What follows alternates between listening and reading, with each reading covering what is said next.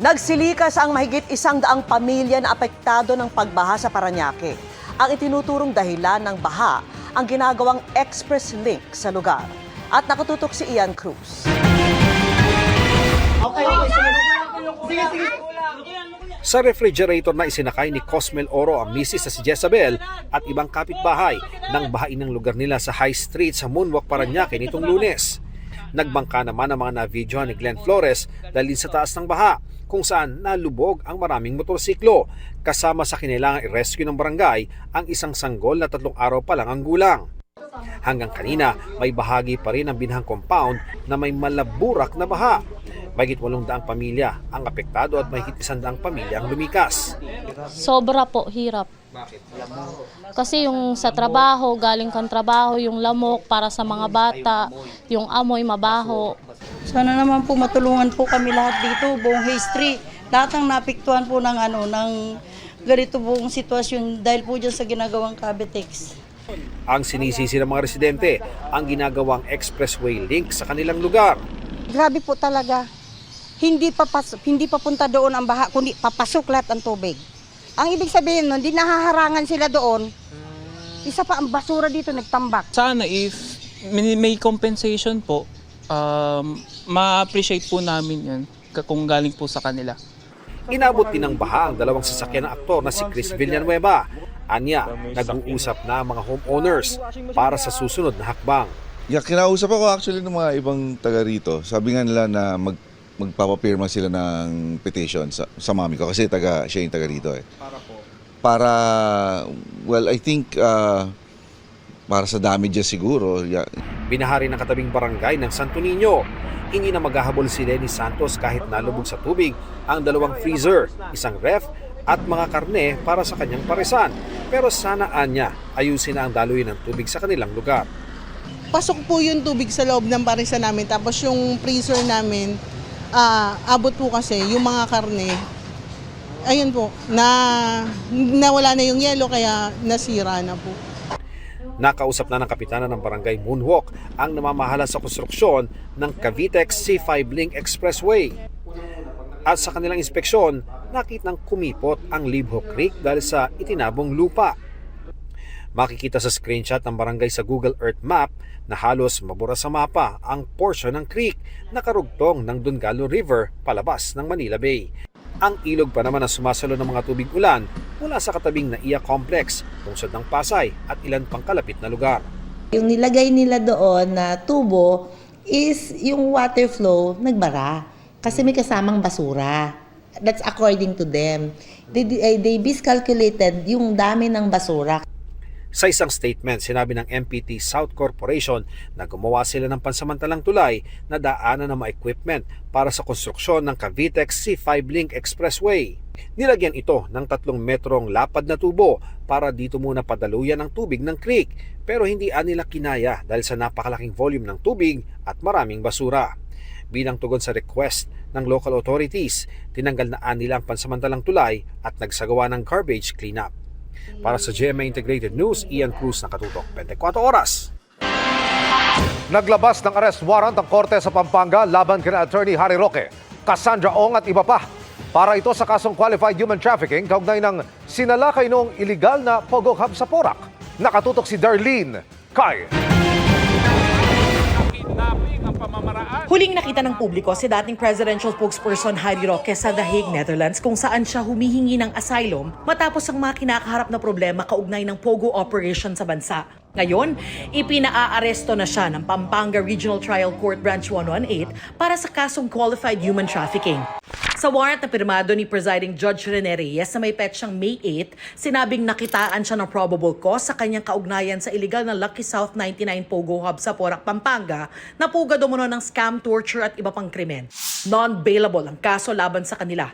Nauna nang itinanggi ni Roque ang alegasyon at sinabing abogado siya ng Whirlwind Corporation na may-ari ng lupang pinagtayuan ng Lucky South 99. Si Roque ipinaaresto rin ng House of Representatives dahil sa kanyang hindi pagdalo sa Quadcom hearings kaugnay ng Pogo operations. Sa isang pahayag, sinabi ni Roque na hindi raw makatarungan ang ginagawa sa kanya at isasama niya raw ito sa kanyang aplikasyon para sa asylum sa the Netherlands. Biktima raw siya ng political persecution ng Administrasyong Marcos dahil kaalyado niya ang mga Duterte. Sisikapin daw niyang makakuha ng mga legal remedy para mapangalagaan ang kanyang buhay at kalayaan na ngayon ay pinagbabantaan. Hindi raw siya lumisan ng bansa dahil guilty siya kung hindi bilang bahagi ng kanyang human right na makakuha ng asylum.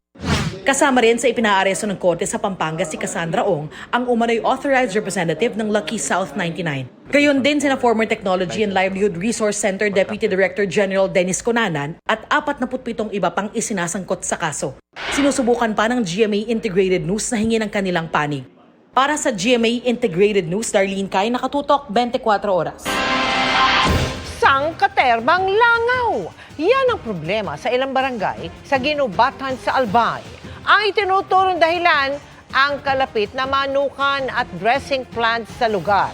Nakatutok si Mark Salazar. Ng langaw. Sinalakay ng laksa-laksang langaw ang ilang barangay sa Ginubatan, Albay, tulad sa barangay Upper Binugsakan. Kami po ay isang dekada ng nilalangaw. Lahat po ng residente dito, halos yung mga bata po nagkakasakit na. Sangkaterba rin ang langaw sa barangay Lower Binugsakan sa Banaw at Lumacao. Ngayon po ay May 15, 2025 and ganyan po kadami yung langaw dito sa barangay Upper Binugsakan, Ginubatan, Albay. Ngayon po yan. Sana po matulungan nyo kami. Sinisisi ng mga residente ang kalapit na manukan at dressing plant. Siyempre yung mga bata po nagkakasakit na dahil sa langaw. Siyempre po may dalabagang bakterya yung mga langaw. So yun po ang kinakatakot namin. Kaya ininspeksyon kanina ng Environmental Management Bureau ng Bicol ang manukan at mga apektadong barangay. Inisyuhan din ng munisipyo ng cease and desist order ang manukan para isara ang dalawang dressing plant nila hanggang hindi na isasaayos ang vermin control program. Kailangan din na payagan ng mga barangay official na inspeksyonin kung katanggap-tanggap na ang linis ng manukan at planta. Sinusubukan pa namin kunan ng panig ang kumpanya. Sa gitna ng lahat, may panghihinayang pa rin ang barangay chairman ng Upper Binoksakan. Sabi po na nagtatrabaho din po dito na taga dito po sa amin, diyan po sa farm. Harvester po, yung cleaners, tapos po yung mga naglalagay po ng fly trap, dito po sila nagpumuka sa amin.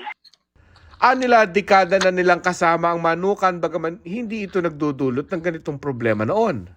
Dati, na okay naman po, hindi naman po nagkalangaw. Tapos ngayon lang naman po nagbalik. Pero sa puntong ito, ipapanawagan na rin ng Barangay Council ng Upper Binugsakan ang pagpapasara ng manukan at mga planta alang-alang sa kalinisan ng kanilang barangay.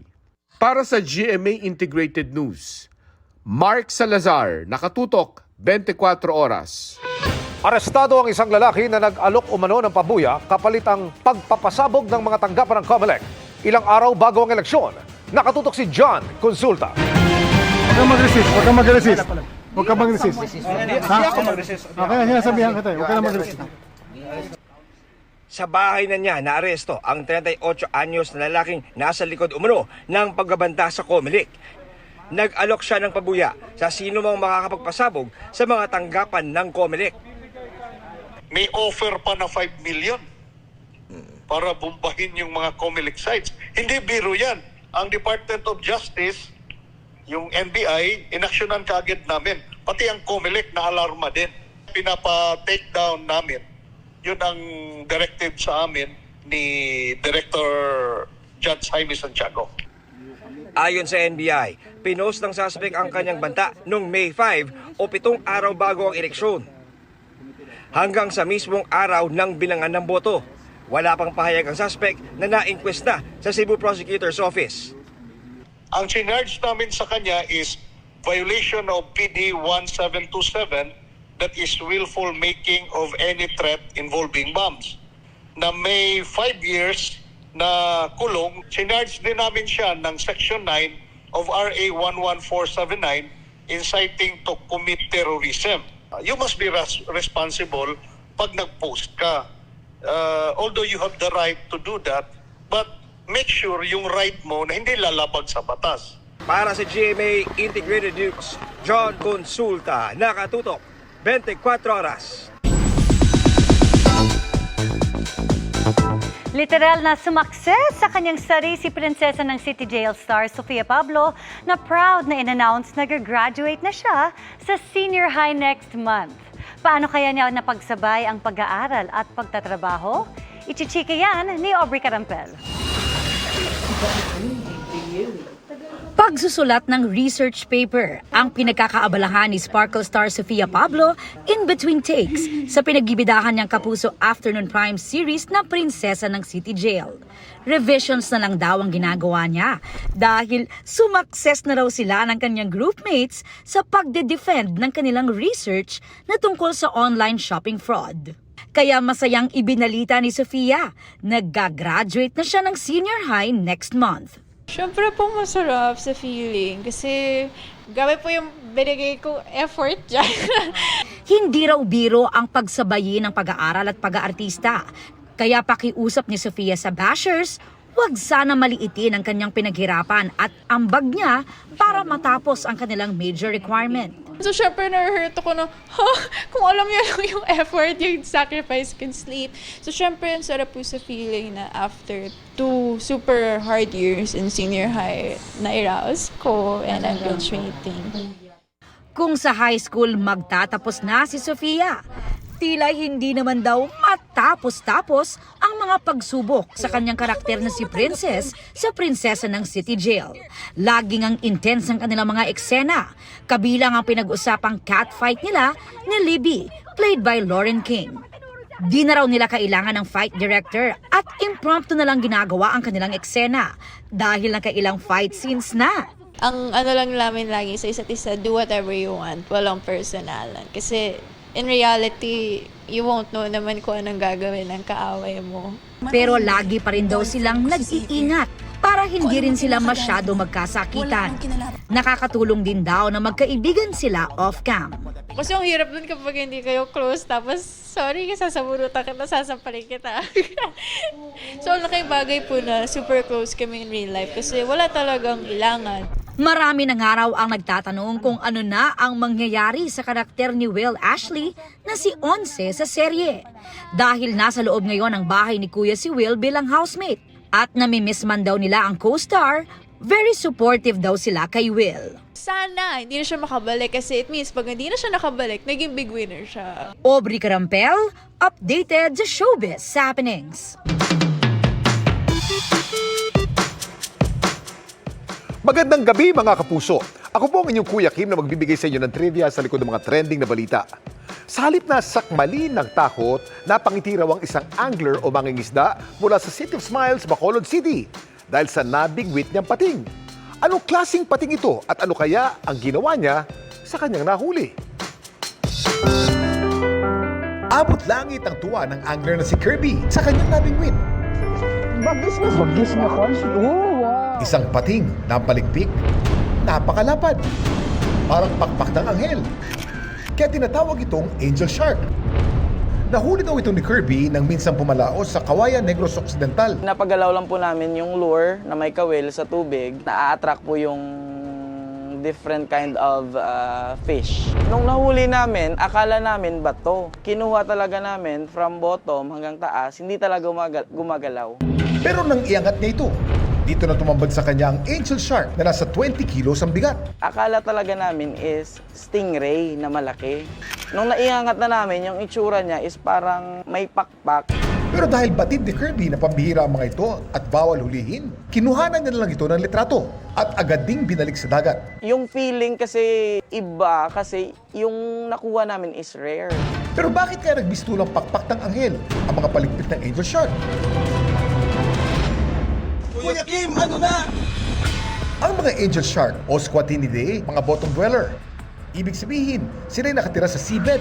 At ang malapad nilang palikpik, paraan nila para mag-adapt sa pamumuhay sa pusod ng dagat. Ang kanilang malalapad na palikpik ay perfectly adapted sa kanilang ambush predator lifestyle. Malaanghel man ang anyo, pero huwag magpapalinlang. Sila'y mababangis na mga hunter.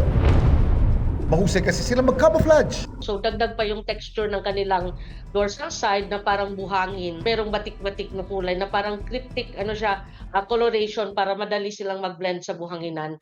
Pero sa kabila nito, marami sa mga species ng angel shark critically endangered na ayon sa IUCN o International Union for Conservation of Nature. Overfishing, pwedeng direct fishing para sa kanilang laman, sa fins at sa kanilang liver oil. So sila ay very vulnerable sa bottom trawling kasi nandun nga sila sa buhanginan. And isa pang rason ay ang kanilang mabagal na reproduction. Dagdag pa ang habitat destruction at coastal development and of course ang pollution. Kaya tama lang ang ginagawa ni Kirby na ibalik sa dagat ang nahuli niyang angel shark. Basta endangered, release agad. Pero alam niyo ba na may isa pang isda sa dagat na gaya ng mga angel shark, tila meron ding napakalapad na pakpak?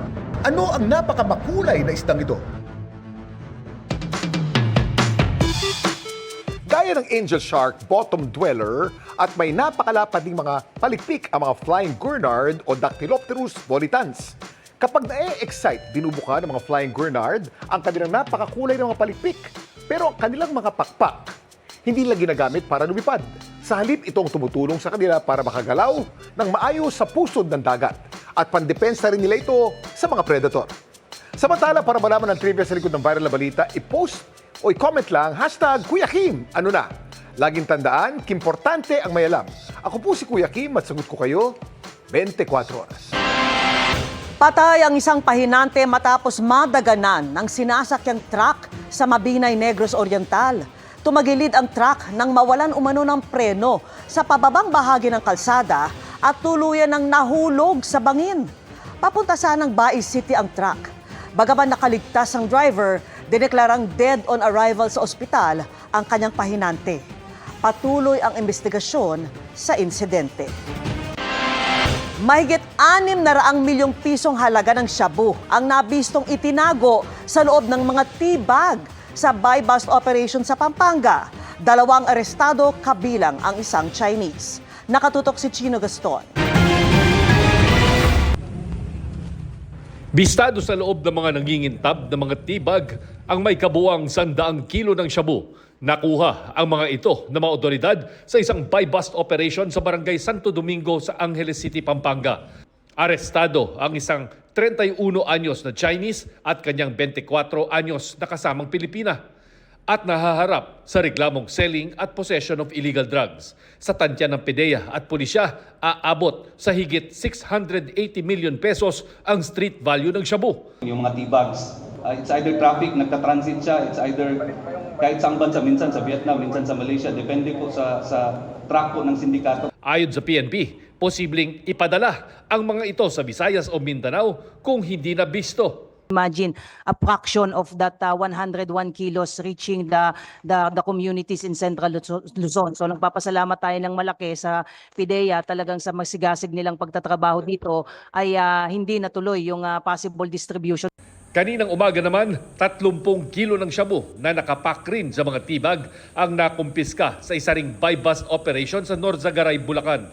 2 babae at isang lalaking sospek ang arestado. Kumpiskado rin ang sinasakyan nilang SUV kung saan ikinarga ang droga. Patuloy ang paghahanap sa mastermind ng sindikato na isa umanong dayuhan. Ang talagang kausap daw nila nito is yung parang sinasabi na Chinese. Dati nang nakasabat ang mga otoridad ng drogang isinilid sa mga kulay berde na tibag. Ayon sa pulisya, tanda ito ng sinong sindikato ang may-ari ng droga na nagmula umano sa Golden Triangle or ang border area ng Thailand, China, Laos at Myanmar. Para sa GMA Integrated News, Chino Gaston nakatutok, 24 oras. Pinatataasan ni Pangulong Bongbong Marcos ang insurance coverage ng mga pasahero ng public utility vehicles ayon sa Transportation Department. Kasunod yan ang sunod-sunod na disgrasya sa kalsada kamakailan na ikinasuwi pa ng ilan. Ayon kay Transportation Secretary Vince Dizon, gusto ng Pangulo na magkatapat na ang insurance sa mga PUV at mga pribadong sasakyan. Kakausapin ni Dizon ang LTO at LTFRB kaugnay sa mas mataas na insurance na plano nilang ipatupad ngayong taon. Makikipag-usap din sila sa mga bus company at iba pang PUV kung sino ang dapat pumasan ng mas mataas na premium ng insurance. Walang libre sa mundo. Diba? Kailangan may magbabayad kung mataas ang premium. So, kailangan i-balance natin yan Pero titingnan natin, no? Titingnan natin ang kakayahan ng mga operator, ng mga bus company para i-absorb yan, no?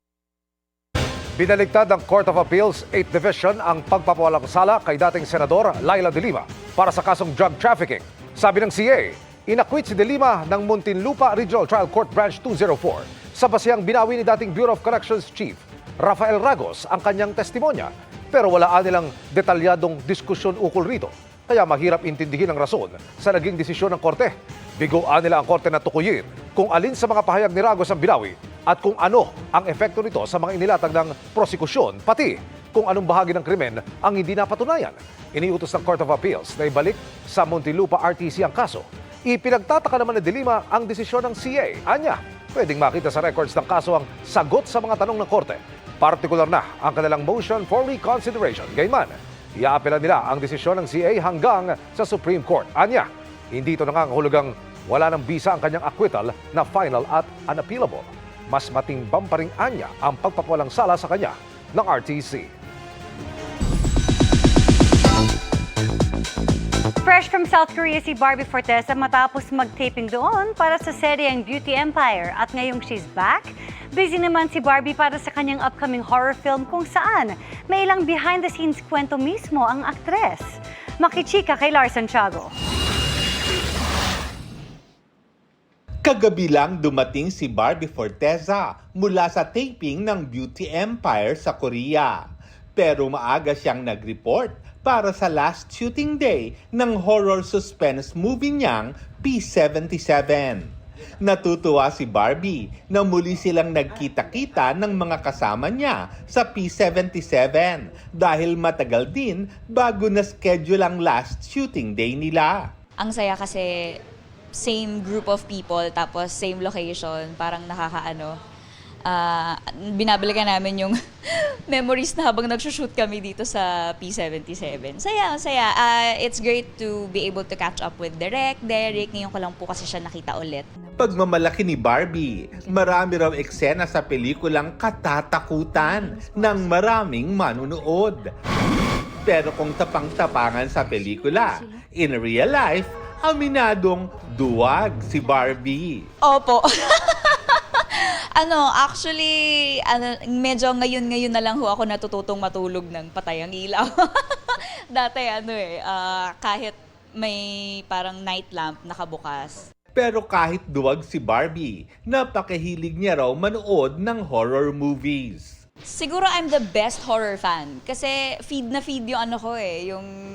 yung fear ko talaga. Pero gusto ko siya. It's a good type of fear para sa akin kasi since mahilig ako sa mga pelikula, mahilig ako sa horror movies. So gusto ko siya kasi nakakapag-isip ako, at the same time nagiging research na rin siya para sa akin kasi trabaho ko rin naman siya. Kahit naman nasa shooting na si Barbie ng P77, may hangover pa rin daw siya ng ginawa nilang taping sa Korea para sa Beauty Empire. Kasama sina Choi Bo-min, Aaron Maniego, and Kaylin Alcantara. Ay, nako, sobrang saya.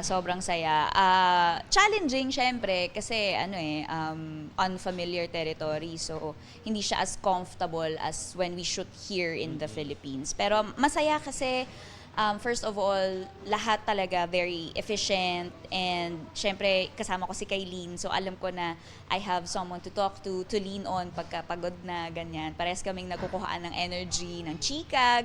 Nabitin nga raw sina Barbie at Kaylin sa kanilang ilang araw na stay sa Korea. Pero may mga pagpaplano na raw sila ng bakasyon na magkakasama. Yun nga actually, nag-comment nga si Bianca Umali dun sa photo namin ni Kaylin. Sabi ko, anak, dapat bumalik tayong 3 dito. Oo, masaya to. Ano naman kaya ang pinaka na-enjoy ni Barbie sa Korea? Food trip at saka sabi ko nga kay Kaylin, ang bilis na nag-level up yung friendship naming dalawa because of this work trip tong Korea. Lars Santiago, updated sa showbiz happening. And that's my chika this Thursday night. Ako po si Iya Arellano, Miss Mel, Miss Vicky, Emil. Thanks, Iya. At yan ang mga balita ngayong Huwebes. Ako po si Mel Tiangco. Ako naman po si Vicky Morales para sa mas malaking misyon. Para sa mas malawak na paglilingkod sa bayan, ako po si Emil Sumangit. Mula sa GMA Integrated News, ang News Authority ng Pilipino, nakatutok kami 24 oras.